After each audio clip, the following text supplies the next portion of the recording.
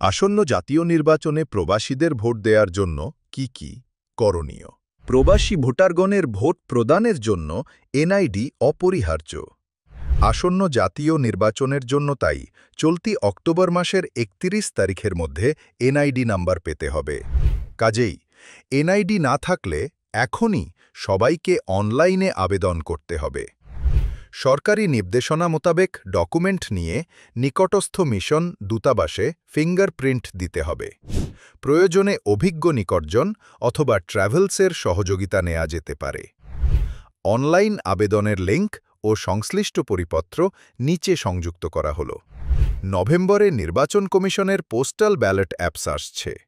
এতে রেজিস্ট্রেশন সম্পন্ন করে প্রবাস থেকে আসন্ন জাতীয় নির্বাচনে ভোট প্রদান করা যাবে।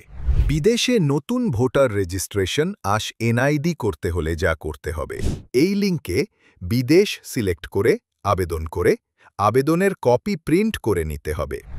আবেদনের প্রিন্ট কপি সহ আবশ্যকীয় যে সকল কাগজপত্র লাগবে: ১. অনলাইন জন্ম সনদ, ২. পাসপোর্টের কপি, ৩.